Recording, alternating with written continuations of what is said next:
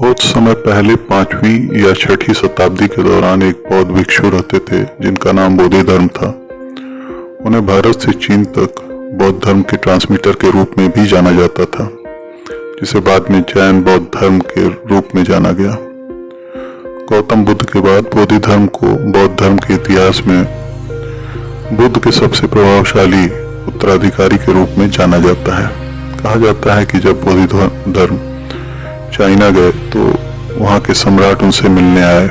सम्राट ने उससे कहा, मेरा मन बहुत बेचैन है, बहुत परेशान है। आप एक महान संत हैं और मैं आपकी प्रतीक्षा कर रहा हूँ।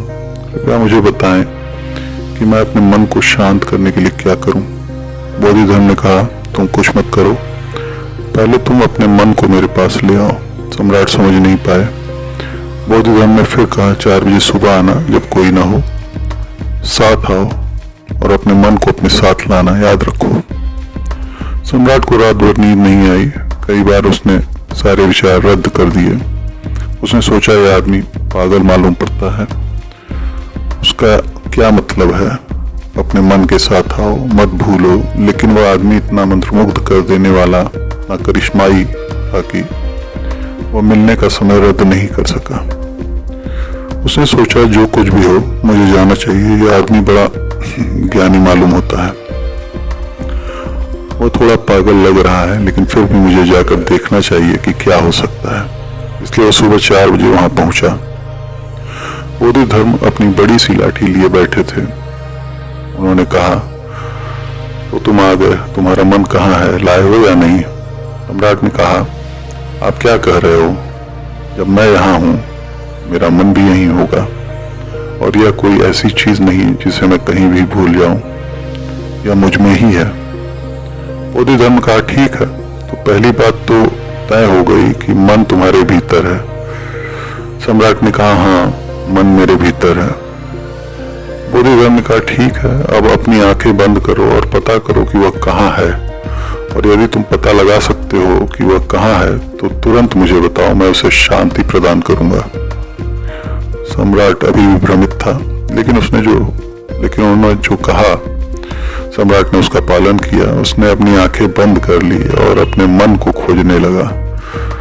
उसने तमाम कोशिशें की, पर देखा और खोजने का प्रयास किया। जितना अधिक उसने भीतर देखा, उतना ही वह अपने मन को खोजने में असमर्थ रहा।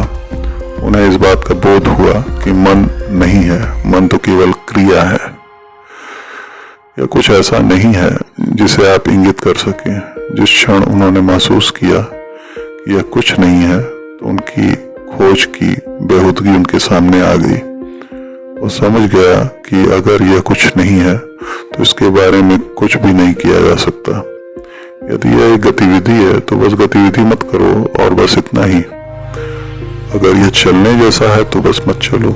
उन्हें समझ में आया कि मन केवल उन विचारों का समूह है जो बेहोशी की स्थिति में बादलों की तरह उठते हैं, और अगर तुम जागरूक और सचेत हो जाते हो तो मन जैसा कुछ भी नहीं होगा। कुछ देर बाद सम्राट ने आंखें खोली। उन्होंने बोधिधर्म को प्रणाम किया और कहा, जब तक मैं मन की खोज नहीं करता तब तक मैं परेशान रहता था। अब जब मैंने खोजा तो पाया कि मन जैसा कुछ भी नहीं है। बोधिधर्म ने कहा, इसका मतलब है कि मैंने अब तुम्हारा मन शांत कर दिया।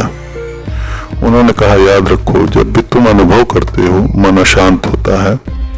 जरा अपने भीतर देखो, वह बेचैनी कहाँ है, कहाँ अशांति है, और जब तुम उसे खोजने की कोशिश करोगे तो अशांति नहीं पाओगे।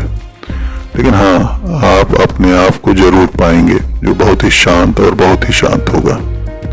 यदि हम अपने जीवन में देखें तो पाएंगे कि आज की दुनिया में करोड़ों लोग अपने मन से परेशान करने वाले विचारों से पीड़ित हैं। शारीरिक पीड़ा से अधिक कष्टकारी मन के विचार हो सकते हैं। लोग पीड़ित हैं क्योंकि वे कभी अपने मन को खोजने की कोशिश नहीं करते। वे कभी अपने भीतर देखने और अपने मन का पता लगाने की कोशिश नहीं करते। वास्तव में मन और कुछ नहीं, बस विचार है जो बेहोशी की अवस्था में बादलों की तरह उठते हैं। जब हम सचेत हो जाते हैं और अपने विचारों के साक्षी होने लगते हैं तो हमारे विचार कम होने लगते हैं, और जब हम निर्विचार हो जाते हैं तो हमारा मन गायब हो जाता है। यह हमारे लिए दुख के बजाय सुख के स्रोत बन जाते हैं। इसलिए जीवन में जब भी मन अशांत हो तो बस आराम से बैठ जाएं और अपने विचारों को देखना शुरू कर दें। अपने विचारों का विरोध करने की कोशिश न करें, बस उन्हें आने और जाने दें। इससे आसक्त न हो। इसे ऐसे देखें जैसे कि आप किसी सड़क के किनारे खड़े हैं और ट्रैफिक को आते जाते देख रहे हैं, एक दर्शक की तरह। उसी तरह धीरे धीरे अपने विचारों को देखने से आपके विचार कम हो जाएंगे और अंत में आप केवल अपने सच्चे स्वरूप के साथ रह जाएंगे, जो बहुत ही शांतिपूर्ण और आनंदमय है। यह प्रस्तुति ट्रैंक्विलाइजर इंस्पिरेशनल स्टोरीज थी। देखने के लिए धन्यवाद।